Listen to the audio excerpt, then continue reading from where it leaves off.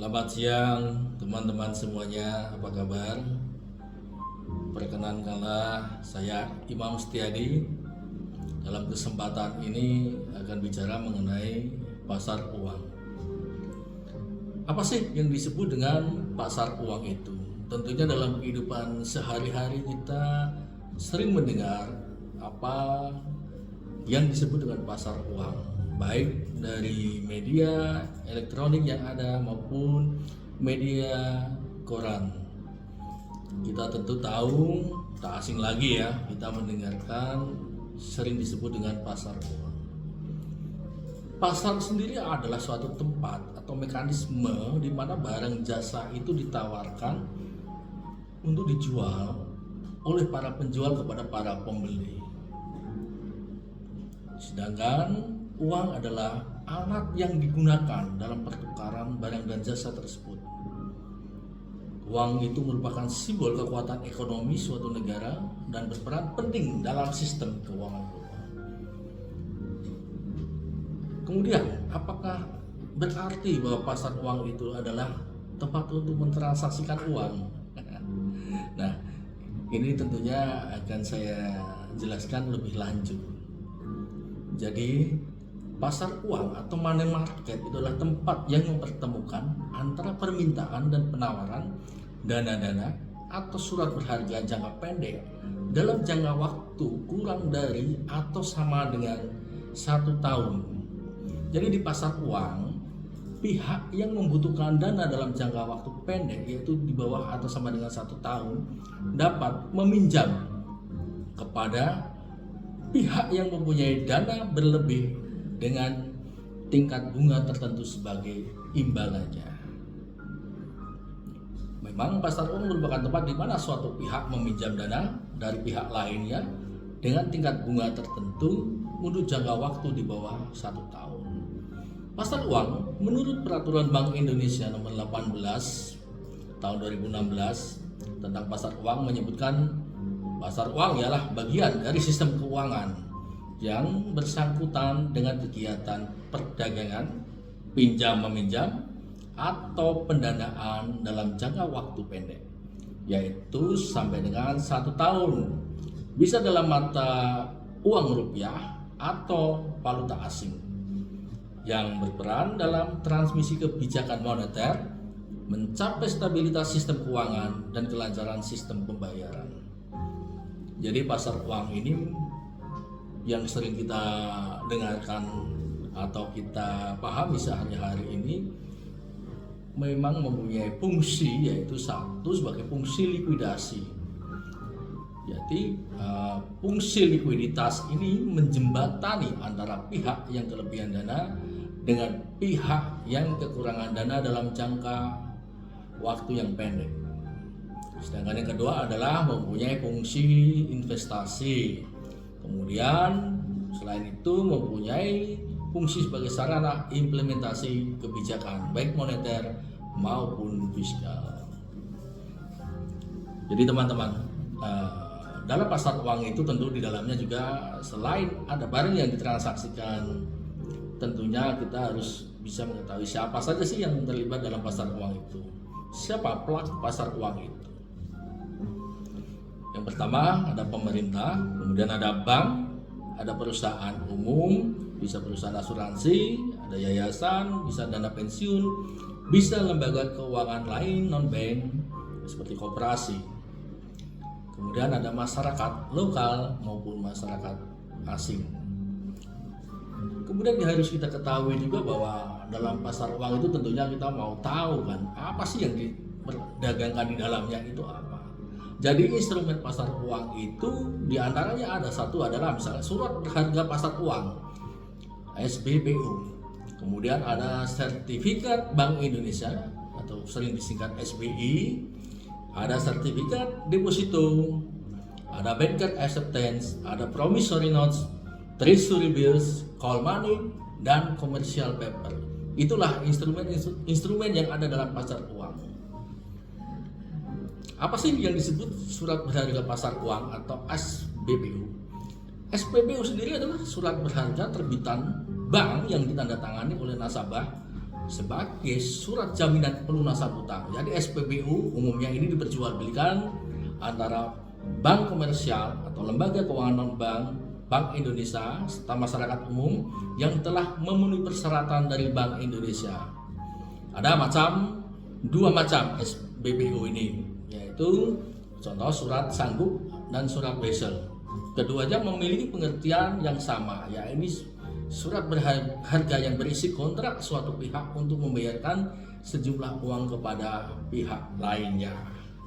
Perbedaannya adalah surat sanggup berasal dari debitur, yaitu pihak yang berhutang, dan ditujukan kepada kreditur atau pihak yang meminjamkan dana. Sebaliknya, surat wesel itu berasal dari pihak kreditur yang ditujukan kepada debitur. Yang kedua adalah Sertifikat Bank Indonesia atau sering disingkat SBI. Apa itu SBI? Sering kan kita dengar dalam pemberitaan mungkin di media massa atau pemberitaan di jurnal-jurnal keuangan. Sertifikat Bank Indonesia adalah surat berharga dalam bentuk mata uang rupiah. Siapa yang menerbitkan? Yang menerbitkan adalah Bank Indonesia sebagai bentuk utang dengan jangka waktu yang pendek, yaitu di bawah 1 tahun. SBI ini merupakan salah satu mekanisme yang digunakan Bank Indonesia untuk mengontrol jumlah uang yang beredar dan menjaga tingkat inflasi. Ada dua jenis sertifikat Bank Indonesia, yaitu satu ada SBI konvensional dan SBI syariah. Kemudian yang ketiga, instrumen pasar uang yang lain adalah sertifikat deposito. Sertifikat deposito adalah jenis surat berharga yang dikeluarkan oleh bank, namun dapat berpindah tangan dan diperjualbelikan. Keempat adalah banker acceptance, yaitu instrumen pasar uang yang umumnya digunakan untuk kegiatan ekspor impor barang maupun pada transaksi falas valuta asing. Kemudian ada promissory notes, yaitu surat sanggup bayar yang berisi janji dari suatu pihak untuk membayarkan sejumlah uang kepada pihak lain. Nah, lanjut yang berikutnya, selain instrumen-instrumen tadi ada juga yang disebut dengan treasury bills. Apa itu? Atau disebut T-bills ya, yaitu surat utang yang diterbitkan oleh pemerintah sebagai suatu tanda hutang dengan masa jatuh tempo kurang dari 1 tahun. Kemudian ada yang disebut call money, yaitu instrumen pasar uang yang digunakan untuk kegiatan seperti pinjam meminjam dana antar bank untuk keperluan jangka pendek. Instrumen ini umumnya digunakan bank dalam mengatasi kekurangan atau kelebihan dana jangka pendek yang bersifat sementara. Biasanya sih 1 sampai 7 hari. Kemudian ada juga commercial paper, yaitu surat berharga komersial adalah instrumen utang yang diterbitkan oleh perusahaan bukan bank kepada investor dengan tanpa jaminan untuk membiayai kewajiban jangka pendek seperti pengadaan barang dan untuk keperluan modal kerja. Ya, itu tadi commercial paper itu. Kemudian pasar uang selain mempunyai fungsi-fungsi yang sudah saya terangkan di atas tadi, ada fungsi-fungsi yang sangat penting lainnya. Misalnya satu adalah sebagai sumber pembiayaan. Jadi perusahaan yang membutuhkan dana dalam jangka pendek untuk keperluan modal kerja, pengadaan inventaris, ekspansi dan lain-lain dapat menggunakan instrumen pasar uang sebagai suatu sumber pembiayaan.